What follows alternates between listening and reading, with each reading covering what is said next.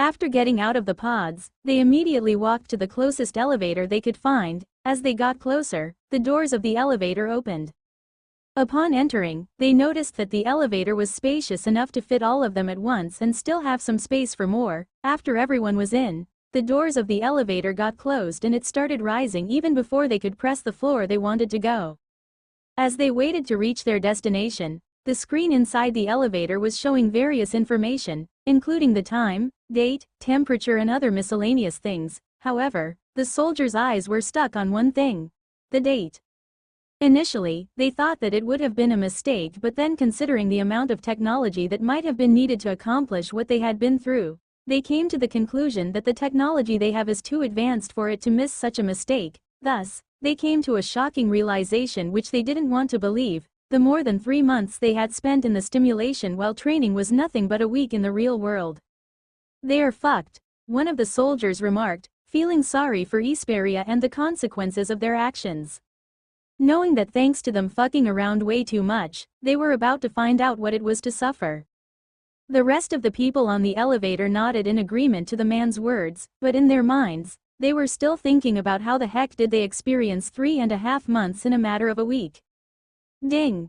A notification sound was heard, followed by the opening of the elevator doors, revealing Aaron standing in front of them in an impressive military uniform, his shoulders each donning 5 stars with the stars, and it was without a doubt made of what could be called exotic materials. The first star, the farthest one from his neck, had a dark blue or near black color and was made out of the mineral lapis lazuli. This was a symbol of water and the star symbolizing his command over the navy. The second star, made from emerald, represented the army with its green color and the forest where their responsibilities lie the most, symbolizing his control over the army. The third star, crafted out of aquamarine, revealing its light blue hue, acted as the color and the symbol of the endless sky, representing his control over the Air Force.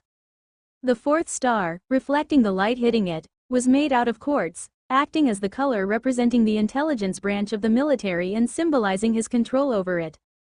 The last star, made of galaxyite, also known as the nebula stone, showcased its captivating patterns of deep blue and green colors resembling a celestial galaxy or a nebula. It represented the amalgamation of all the branches but also carried his vision of the future of his forces expanding into the vast universe.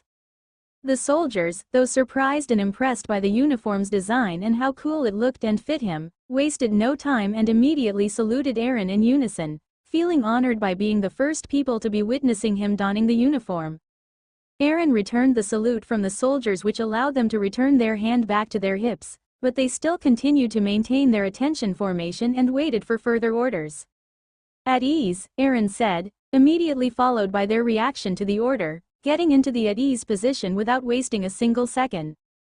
"Good." Aaron nodded his head in satisfaction, seeing that the soldiers weren't doing it in the American style but rather in the way they had been taught by Athena, who had designed these routines after a few simulations and creating the one she deemed to be both visually appealing and the beneficial for the health of the soldiers applying them. "Since you are the first batch of graduates from the training camp, I decided to come and see you the moment you left the pod and perform the inspection. However, due to the occurrence of some complications, it looks like our greetings have to be cut short. You will be escorted to your resting rooms so that you can rest before being immediately dispatched with your new gear to the borders of Isperia. There seem to be some indications that they will be making their moves anytime now." Aaron spoke, his voice devoid of his usual friendly tone. At the moment, he was speaking as the general and the highest commanding person of Ares, or what people thought as the Adenian military, hence his tone carried dignity and authority. "Understood?" he asked after he finished. "Yes, sir," all of them answered in unison. Showing no signs of displeasure or worry could be seen on their face, as they knew that the enemies they had faced in that world were 100 times more difficult to fight against than the American army, and despite that they still were able to manage to hold their ground. Right now, they were only excited about testing the types of equipment in the real world where they were confident of having technological supremacy over the enemy.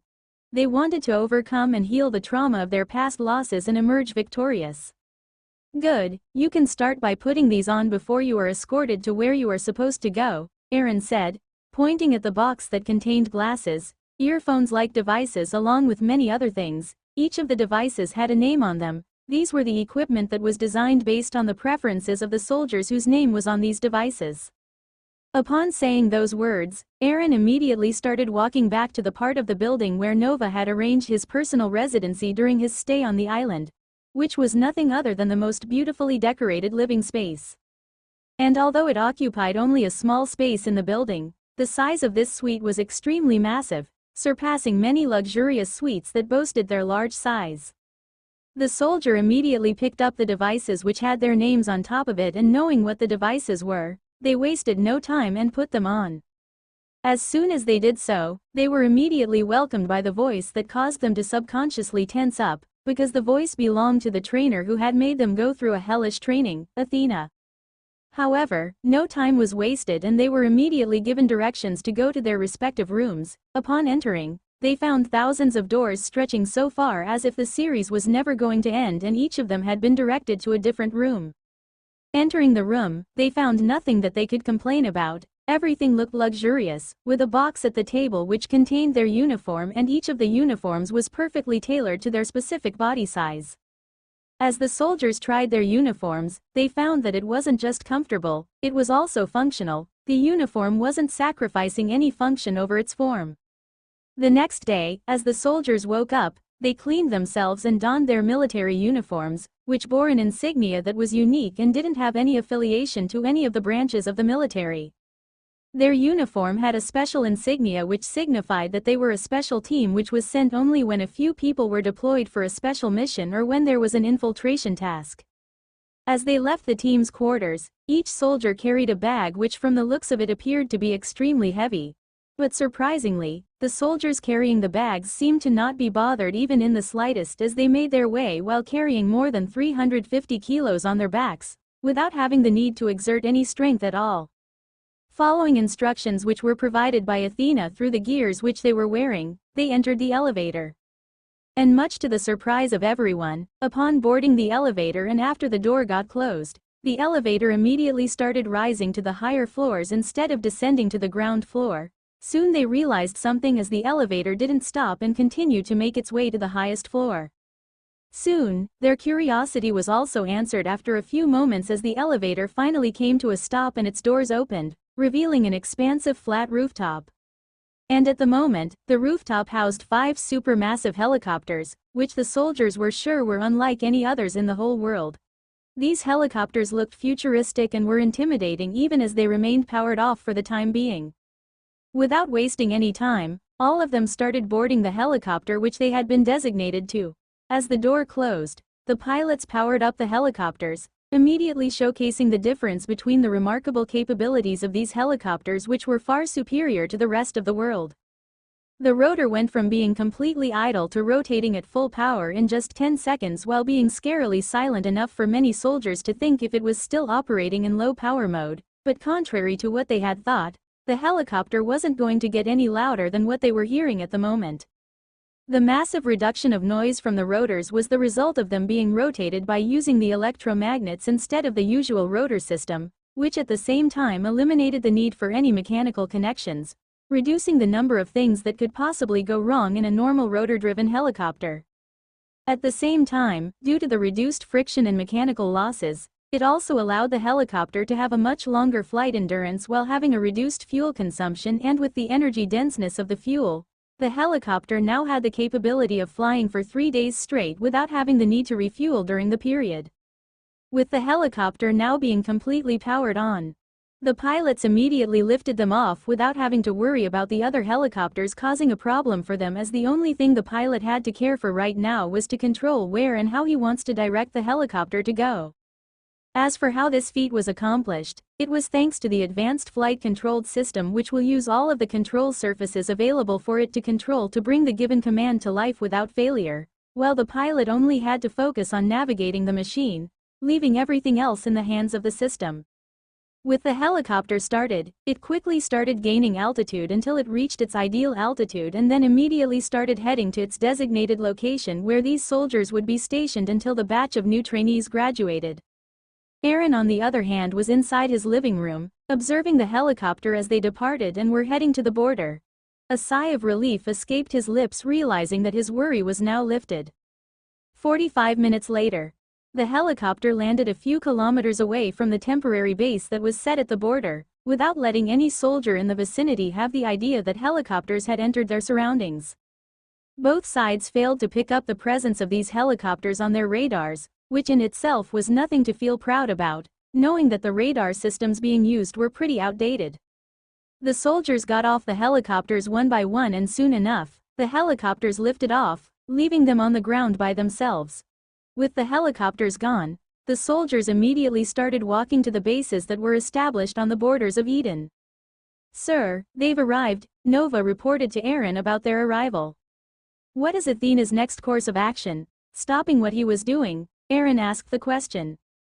"She plans to gradually start reducing the number of soldiers on our side to minimize the casualties on our side in case the other side starts firing," Nova reported back. "Good. By the end of next week, we should have all of the soldiers now stationed there to be withdrawn from that border. How are your calculations regarding when they are going to attack going?" Aaron then inquired. "That task has been delegated to Athena, and she predicts that to happen at the latest by the end of the month. As starting the rotation of our soldiers will be seen as the window of opportunity, increasing the chances of them launching an attack during that period," Nova reported. "Excellent. It's about time that we have our confiscated material returned back to us," Aaron said without a sliver of worry, because he was sure that the 50 soldiers that were stationed there were capable of dealing with the enemies as long as they had enough ammunition, especially since Athena had sent with them an overkill of them. At the same time, on Esperia's base on the opposite side of the border, an order was received which was sent through the military encrypted channel. After the order was decrypted, it was immediately sent to the commander of the base, who read it, immediately resulting in the formation of a smile on his face as if it was precisely something that he had been hoping to happen. There was only one sentence written on the decrypted message: "Start the preparation for entering paradise." "Hamisi, come in," he called for his assistant to enter the room, disposing of the paper into the shredder. "Sir," Hamisi saluted after entering the room. "Call the high-ranking officers and inform them we have an emergency meeting," he commanded without wasting any time. "Yes, sir," Hamis replied with a salute before immediately leaving the room in a hurry to accomplish the orders given by the commander. The ultimate art of war lies not only in deceiving the enemy but also in mastering the art of self-deception, for therein lies the true path to strategic supremacy. It was a serene day in Eden as usual, with the sun gracefully rising over the horizon, painting the sky in the shades of pink and orange, and together with the tranquil appearance, the minds of the citizens were already preoccupied with two topics that also seemed to dominate every conversation in the state. The first and foremost was the incessant buzz surrounding the ongoing construction worker recruitment. Since January, the construction industry had been in a state of perpetual motion, with a single company being responsible for all of the activity, clamoring for labor to fuel their ambitious projects. Eden seemed to have started its journey on the ladder leading to high-speed progress and development, and the demand for construction workers didn't seem to be showing any signs of abating even after several months had passed, along with hundreds of thousands of people already being hired by them. As the city's skyline morphed with each passing day, the construction sites stood as a testament to the nation's determination to push forward and start recovering from the brutal dictatorship of Adolf, whose trial was still ongoing, with more and more atrocities being revealed to the public with each day that passed. The allure of steady employment and the promise of contributing to Eden's burgeoning infrastructure drew people from all corners of the country, seeking opportunities to better their lives. Amidst the hum of construction machinery and the hustle of workers, the second topic of concern reverberated through the city's streets and town squares. A growing number of young men and women were joining the army, with their ranks swelling in response to what they perceived as Esperia's provocative actions. Thanks to these provocative actions of Esperia, including confiscating and blocking access to Eden citizens' cargo that had passed through their ports and increasing the number of soldiers on the borders the two nations shared with them, had ignited anger and a sense of patriotism among the citizens. The allure of defending their homeland and protecting their recently hard-won peace, which they just had tasted the sweetness of and have started cherishing it, was a call that resonated deeply within many, prompting them to join the military. With the government encouraging and supporting the recruitment drives to bolster its military forces, the once peaceful society found itself at a crossroads. The rhythmic cadence of construction works and the resolute footsteps of the new soldiers who were joining the ranks became the soundtrack of the nation that was on the brink of a change. Yet, amidst this turmoil of hiring and militarization, an undercurrent of unease had also begun to pervade in the conversations. The internet, which had been the lifeblood of Eden's interconnectedness, thanks to the whole internet being owned by one company which had increased the number of investments into the infrastructure, began to falter, its slowdown perplexing and unnerving the people. At first, the glitch was attributed to technical issues, but as the problem continued to persist, the government websites were the websites that were the most affected. It started with them becoming unresponsive, which was initially quickly solved without causing any harm, allowing the citizens to think that it really was just a technical issue. However, at the same time, rumors of cyber attacks and clandestine interference from the external forces swept through the population like wildfire. The government's silence only acted as the required fanning of those rumors for those who always needed to find something or the other to talk about in order to keep themselves distracted about their own miserable lives. This worried the normal citizens who were concerned about preserving their recently gained freedom. Thursday marked a turning point though, a seemingly ordinary day, which immediately turned into a not-so-ordinary day anymore as the residents of the country woke up and found themselves to be in the situation of Middle Ages since all the websites were showing the same error message. 404 not found. Meaning that their access to the internet was no longer a right but was turned into a privilege for those who could circumvent the blockade. When they turned on the TV to see if they could learn something or the other from the conventional media, however, their jaws dropped when they saw the ongoing emergency broadcast. On the television, the military's spokesperson was making an announcement and the words coming from his mouth did nothing but only serve to increase the worry of the viewers and listeners. As the spokesperson for our nation's armed forces, I am here to provide you with an objective update on the events that occurred last night. Eden has experienced an attack from our neighboring nation, Isperia. This sentence alone caused the earth beneath many's feet to shake. Under the cover of darkness, Isperian forces breached our borders and targeted several strategic locations within our border bases. The spokesperson then took a pause and then continued. As a result of this unprovoked aggression, we have incurred casualties and witnessed significant damage to our infrastructure on the border we share with them. However, our heroic soldiers responded swiftly and bravely to defend our homeland during this unexpected assault and are still engaged in a fire exchange with the enemies as we continue to keep our promise of protecting every inch of our nation's land. There was anger and will to fight in his voice. At present, our military is actively engaged in implementing countermeasures to secure our borders and ensure the safety of our people. We are mobilizing additional resources to assess the extent of the damage caused by the attack. The spokesperson spoke in a tone that conveyed the gravity of the situation, his face indicating that the fight against Isperia was going to be challenging, but their determination not to give up no matter was what helped in alleviating the previous hate the citizens had towards the military, realizing that this military was different and more committed towards the National. A few hours before the press conference, "Sir, they have started their movements," Nova spoke through the house's speaker system, waking Aaron up from his sleep. It was the first time in a long while that he wasn't spending his time in VR. "What is it?" Aaron asked the moment he woke up and opened his eyes after Nova spoke to him, despite her voice being very calm when she first addressed him. Isperia has finally started mobilizing their military vehicles and will soon begin firing the first artillery shells at our bases on the border, Nova reported. "Good, what is Athena doing?" Aaron inquired about Athena's course of action. "Good, what is Athena doing?" Aaron inquired about Athena's course of action. "She ordered for the other soldiers to start retreating in order to avoid any casualties when the fight starts and also to leave the 50 members to make their moves without worrying about endangering their fellow soldiers unnecessarily. As for the helicopters, she had already loaded them with that direction remover and sent them to the water side of the borders. She also has ordered our Navy vehicles to start retreating, since they would end up as needless casualties as a result of the upcoming fight," Nova reported Athena's plan of action. "What about the evacuation? How is it going?" Aaron asked about the fate of the normal soldiers who had been sent there to act as a response to the other side's increasing provocations.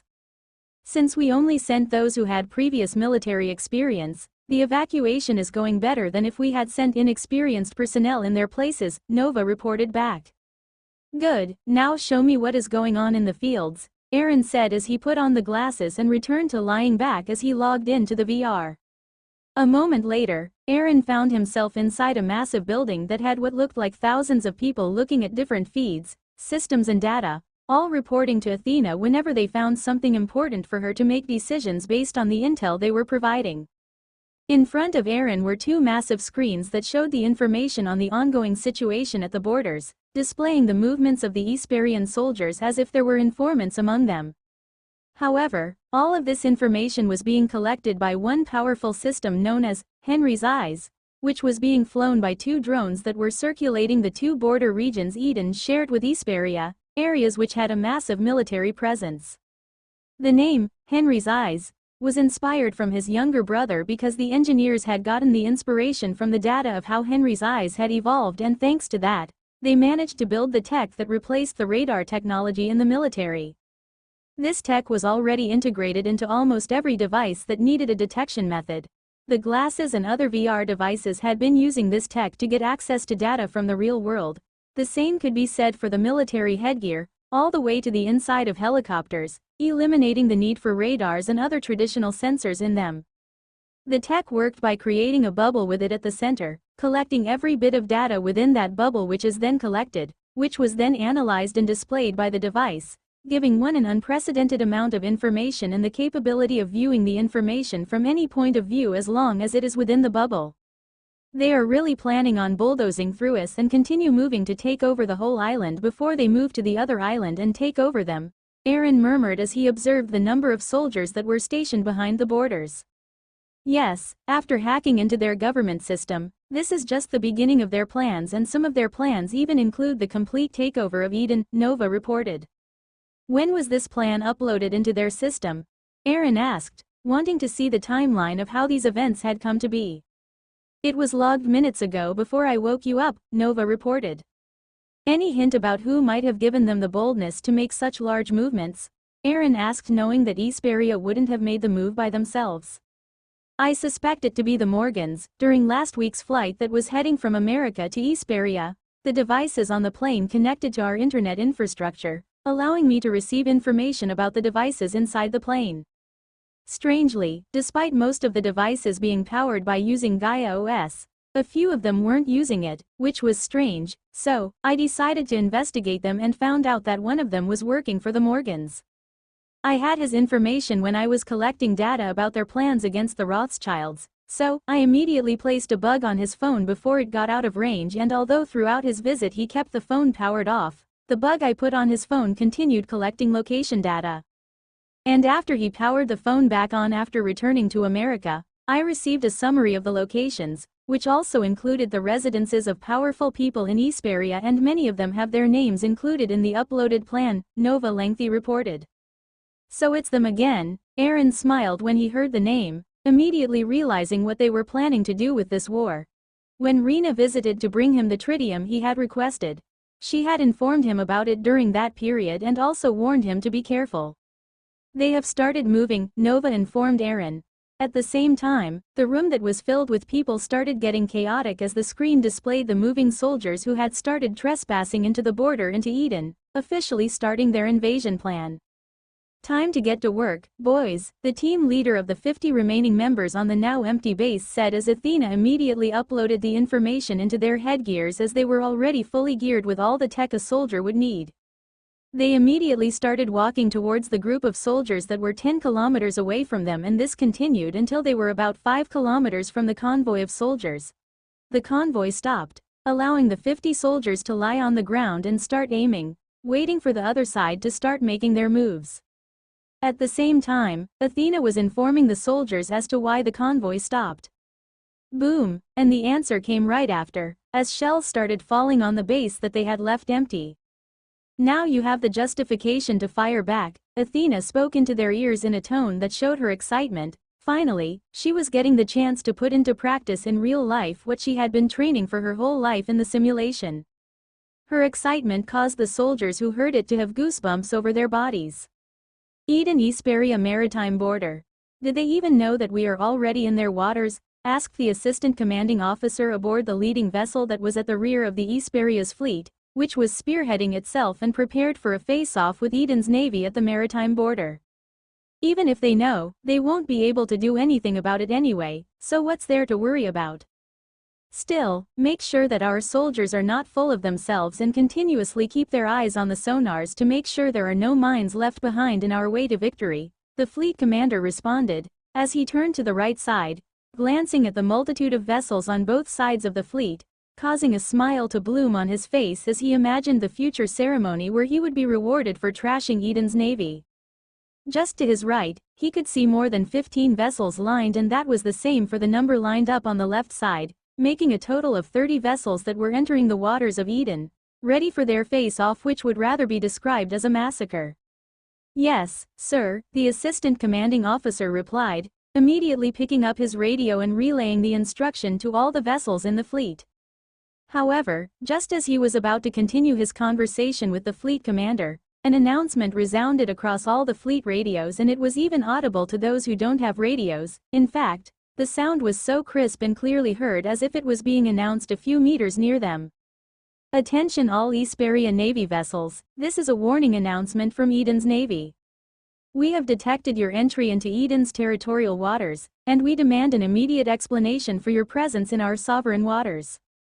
Be advised that unauthorized entry into Eden's waters is a serious violation of our territorial integrity and will not be tolerated.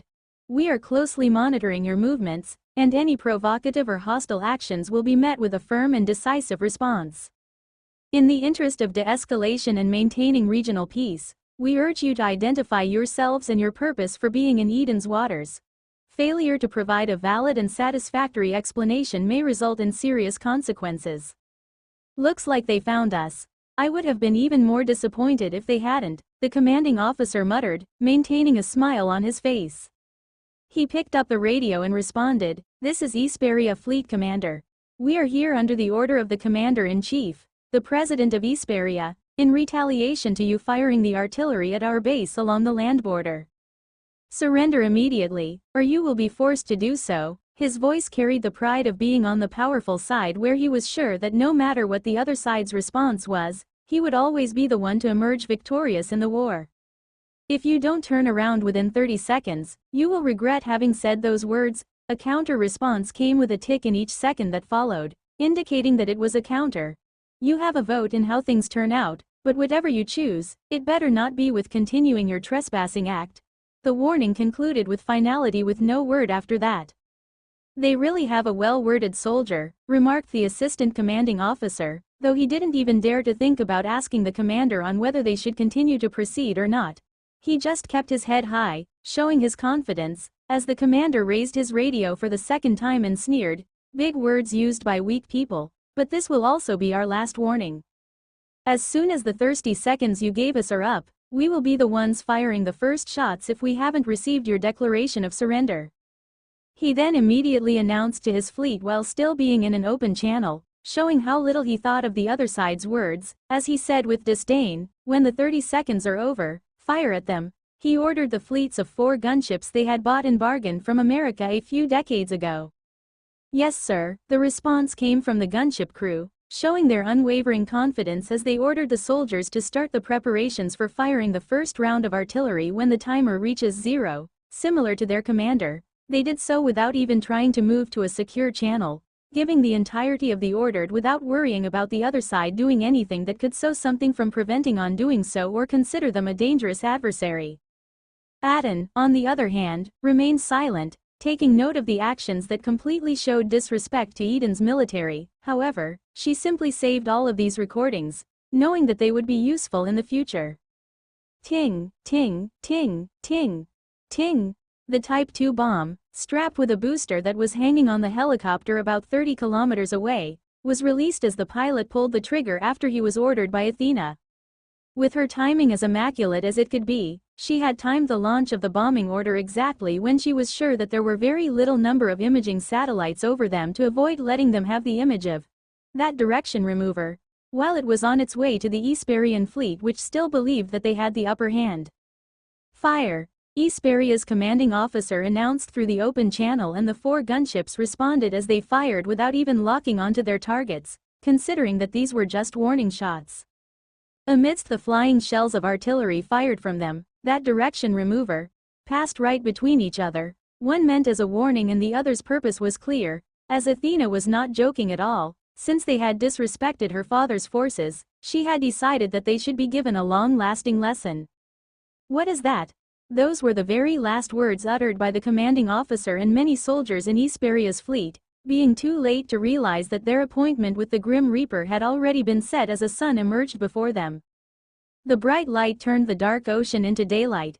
There were exactly a period of 20.27 seconds of utter silence as the helicopter pilot watched as his face lit up with the light from the explosion about 30 kilometers away before the deafening sound of the explosion finally caught up to him. BOOM!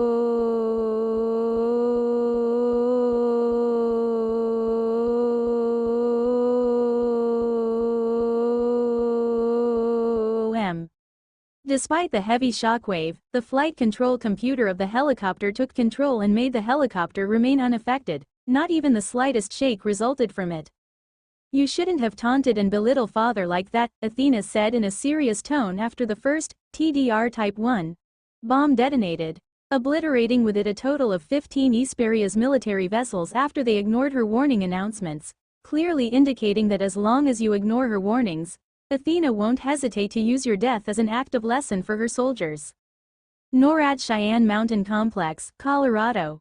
The specialists and soldiers at NORAD were engaged in doing their usual routine, which included monitoring the radar and satellite data and keeping an eye on whether Russia will be playing their usual game of sending T-95 bombers to the Pacific airspace of the US and Canada. Alert! High heat explosion detected, Pacific Ocean, Eden-Hesperia border.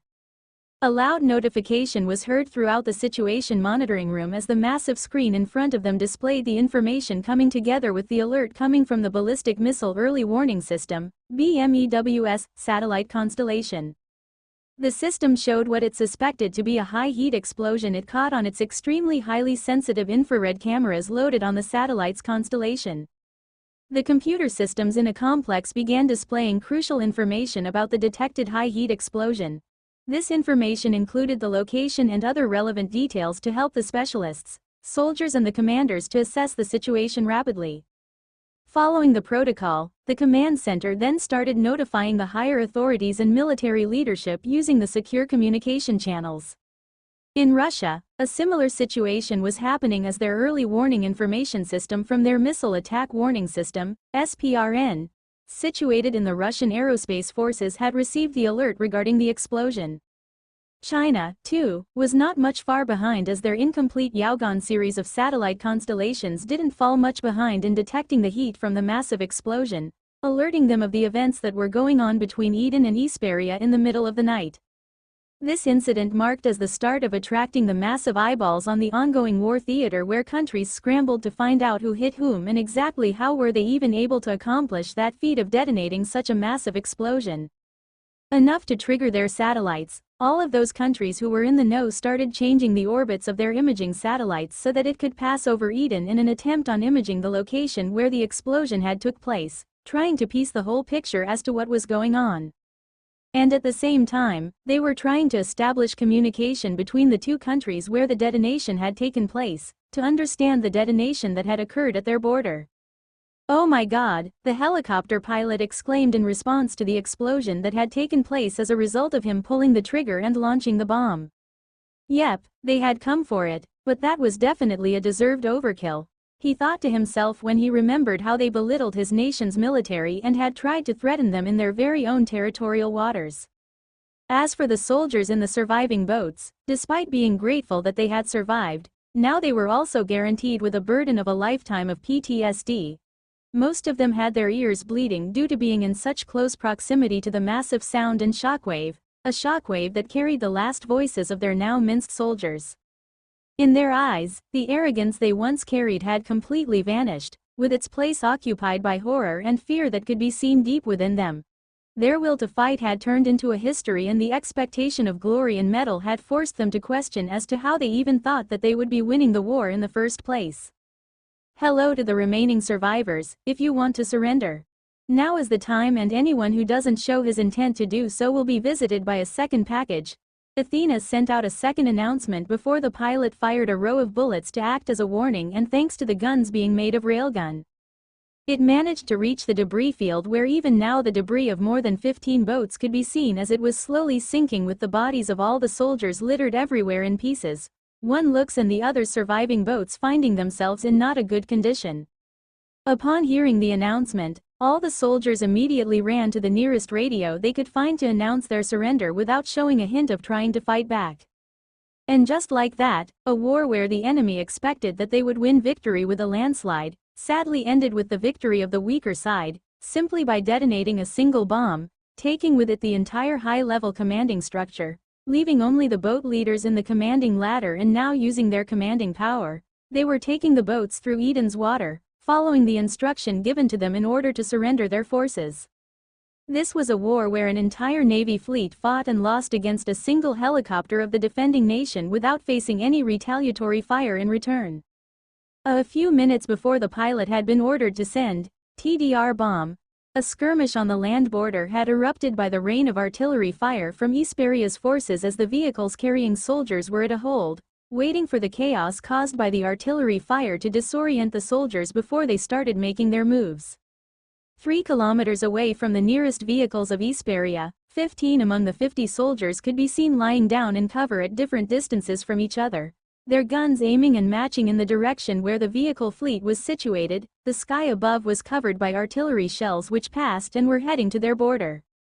"Take out the commanding structure," Athena ordered, using the long-range data collected from Henry's eyes, and integrating what it into the headgears the soldiers were wearing, highlighting the people she wanted to be removed to elicit surrender from the enemy forces. The moment the highlighting was done, the soldiers wasted no time in pulling the trigger in unison, followed by the sounds of bullets leaving their electromagnetic acceleration barrels, finally embarking on their last journey for reducing a few souls from the living side of the universe. A few seconds later, the entire high-level commanding structure, that had been in the Situation Room within a tent that was situated about 6 kilometers away from the 15 soldiers, preparing to watch and direct how the entire situation takes place, ceased to breathe, severing their access to the living realm. The bullets marked the first objects to take human life, with the artillery fired by their soldiers being ranked second, having killed 23,532 ants that had their nests on the base of Eden. The rest 35 of the 50 soldiers had their guns aimed at the vehicles that carried people on the next line of command within the massive convoy of military vehicles, waiting for the artillery rain to subside. Their headgear turned red, highlighting a few people it deemed important enough for them to die before the rest of the fleet. Bang! A silent, synchronous sound echoed in the loud night, going unnoticed except by the ones who fired Ida. After the death of the remaining commanding structure in the convoy, the soldiers finally realized that something was terribly wrong. Some of them even heard the sound of the mirror shattering, followed by the sound of a coconut busting, which attracted their attention and forced them to take a look at what was really going on. But that was not all. Some of them had been having a conversation with their comrades, just before the person they were conversing with had their heads suddenly explode in front of them, spattering all of their brain matter over their faces, giving them a horrific experience and a very expensive PTSD to recover from. Although killing people was good, Athena had practically dismantled all of the existing command structure, rendering any effort of recovering from what had happened in a short period of time almost impossible. And throughout this whole fiasco, artillery shells continued to be fired by their forces, since she had already decrypted all the radio signals on the island and was impersonating to be the authentic command, ordering them to continue firing until they ran out of shells, planning to end the war by the end of this very night. The artillery squadron asked no questions, as they were sure that if a problem occurred, they wouldn't be the ones to be blamed for it, since the order came from the higher ranks. They continued firing the shell relentlessly, as if there was no tomorrow, making little adjustments in the firing angle after every few rounds. While the shell were still flying over them, the soldiers in the convoy had now fully come to the realization of what had just happened and started panicking. That was when the first person fired their guns in the direction of Esperia's camp. With that, the rest soon followed, as they had came to a conclusion that the snipers must be coming from that direction. Athena silently observed as the Esperian soldiers fired their guns in panic, with some of them trying to run back towards the artillery squadron for their safety, some of them were even hiding in the tanks or in the armored cars. This was immediately followed by the driver of those vehicles starting to retreat, trying to get as far away from the chaos as possible, to increase their chances of surviving. However, the moment they started firing, some soldiers shot their own fellow comrades in a fit of panic, escalating the chaos even further. And with more than 50 vehicles trying to retreat at once, another level of chaos now erupted amidst the cars as the driver of every car tried to be the first one to leave this chaotic zone. "Surrender now and you won't be killed," an announcement was heard through all the radio communication devices. This caused a short moment of lull among the Esperian soldiers on the border as they wondered if they had heard it correctly. Alas, despite the warning, the artillery continued to be fired as if they hadn't heard the order while they remained oblivious to the chaos that was going on just a few kilometers away from them. Athena, who had deliberately made it that way as she wanted to demonstrate another feat of force to convince the soldiers to follow her order, sent the order to the pilot of the massive helicopter hovering over the same location since the massacre had started, to release the TDR type. Wasting no time, the pilot followed the order and pulled the trigger, releasing the bomb, which was immediately followed by the booster strapped on it to get ignited as it embarked on its final mission, a journey of being a part-time Grim Reaper, though just for a brief period of a second. The soldiers who had paused for a moment continued their attempts to escape once the artillery team continued firing heard a sonic boom coming from the Eden's base, and by the time they raised their heads, they could see a white-colored tube-looking object with a fireball behind it for a brief second before it passed by them. Realizing what it exactly was, the soldiers immediately dunked down, trying to take cover, and when they noticed that nothing had happened, they turned their faces towards the direction the bomb had gone. To their shock, they immediately saw a massive explosion occur exactly 5 kilometers away from them. It was as if a massive light bulb had been lit up. And exactly 14.6 seconds later, they were honored with being the very first humans on land to have an en masse collective loss of hearing, similar to what their counterparts at the sea had experienced. At this moment, from the deepest part of their hearts, they understood very well that the artillery squadron was no more. The moment their hearing returned, they heard the same announcement they had heard before: the artillery squadron was wiped out, causing them to understand that if they failed to comply with the given instructions, they would be the missile's next target. As the saying goes, it only takes one coward to determine the entire outcome of a battle. The moment the first soldier dropped his weapon, it was as if a domino had started to fall as soldier after soldier followed suit, dropping their weapons and raising their hand high while facing the Eden base's direction, hoping that whoever had fired that bomb or missile could see them clear enough and not do the same thing to them as he had done to the artillery squadron. However, there were a few brave ones in the midst of the surrendering soldiers, but after the third soldier tried acting heroic and had his head burst out of nowhere, the rest of the soldiers didn't dare to do anything that would make them be deemed as defiance. They now were aware that there was an angel of death somewhere on the other side, who was ready to take them to afterlife the moment they tried doing anything funny. "Now, with your weapons left there, start walking to our base. Remember, the moment any of you try doing anything funny, he will be killed. Of course, you are welcome to test our theory," Athena announced once again, and at the same time another soldier's head was blown off. When those near him glanced at the dead soldier, they caught the sight of a hidden handgun next to him. This increased the level of fear they had against their enemy, as they failed to imagine how the heck the enemy whom they still haven't seen could see that one among them had hidden the gun behind his back.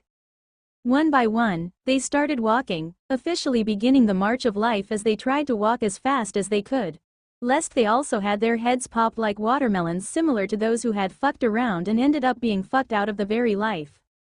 Just like a jock, the war that had started abruptly also ended abruptly, finishing the entire war with a landslide victory. The only loss on the winner's side was the base that was shelled, with no casualties sustained by them.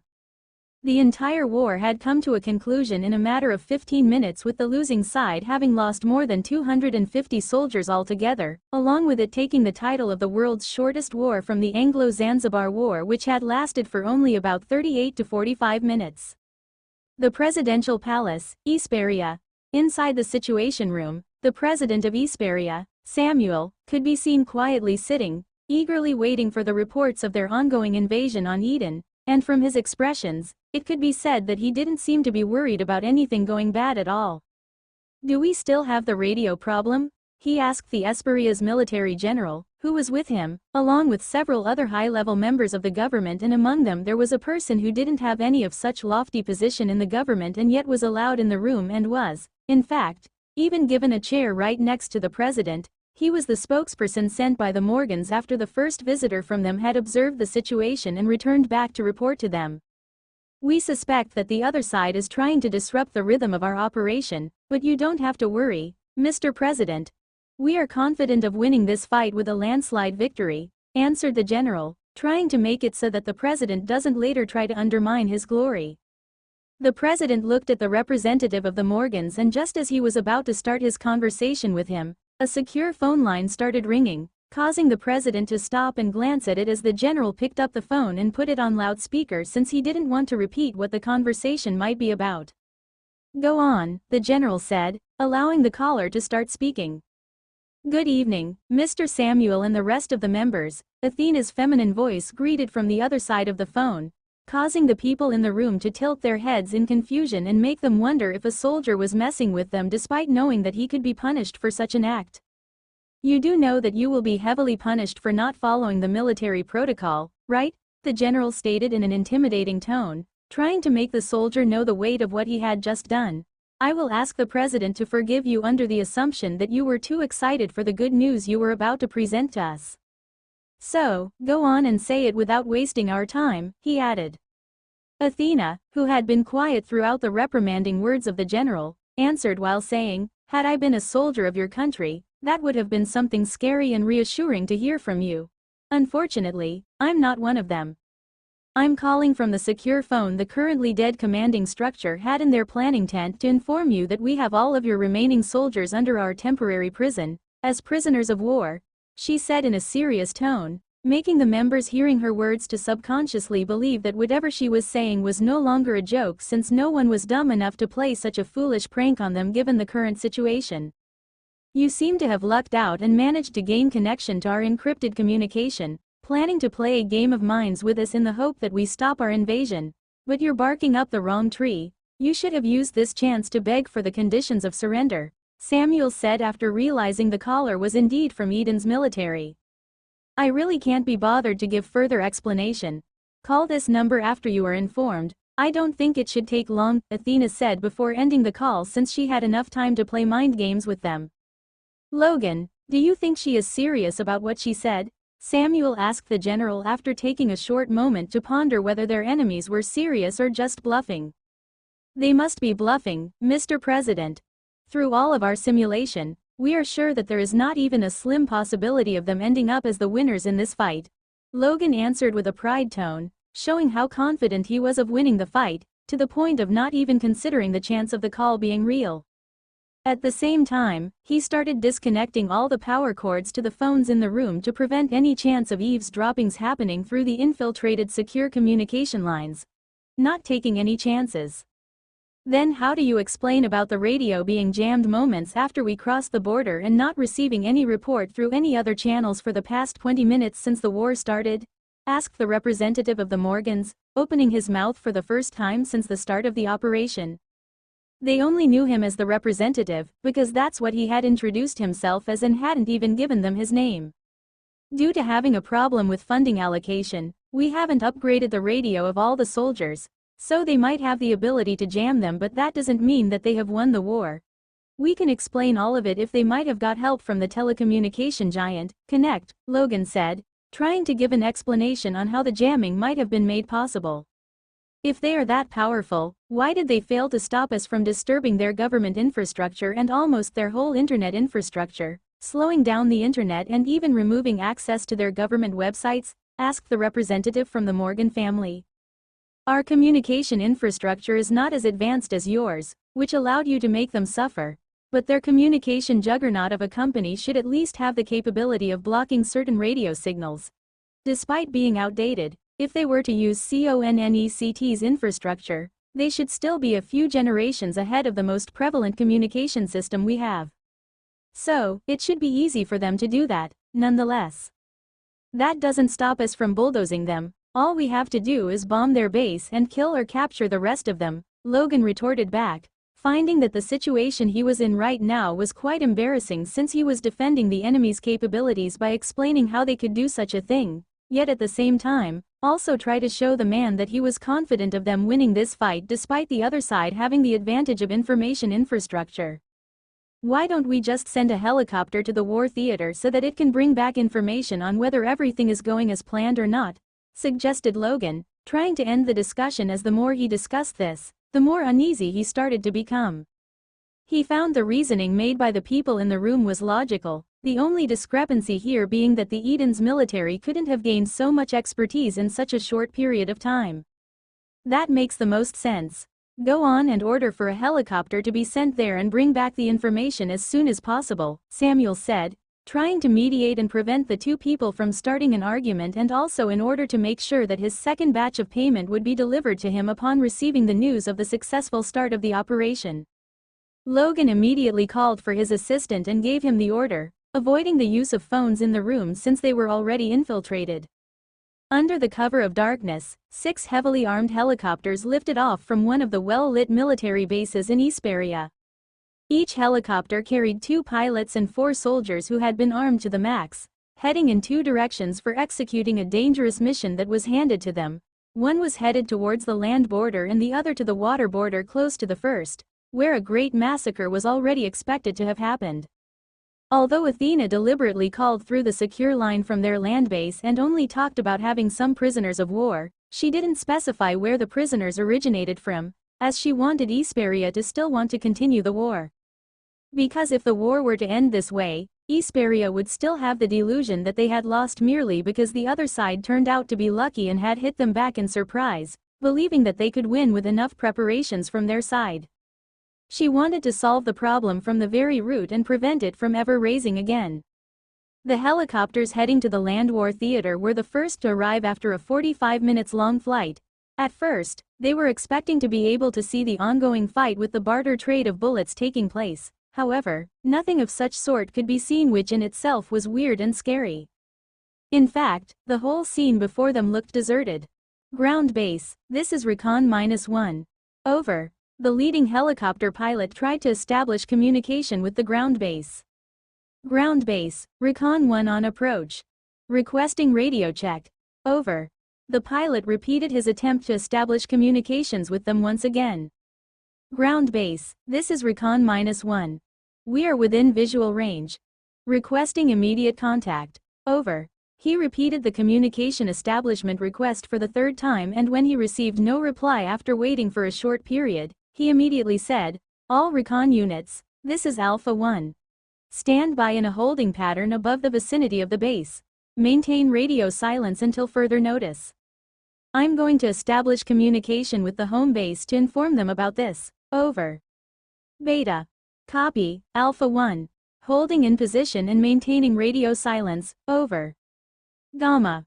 Roger that, Alpha 1. Standing by and ready to support. Over. Delta. Affirmative, Alpha 1. Holding pattern and radio silence in effect. Over. Alpha 1. Good. Maintain visual contact with the landing zone and keep your sensors on high alert. We need to be prepared for any potential threats. Over.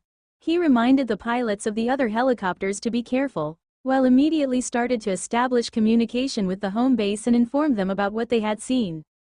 Home base, this is Recon 1. We're at the designated recon zone, but we've been unable to establish communication with ground base so far.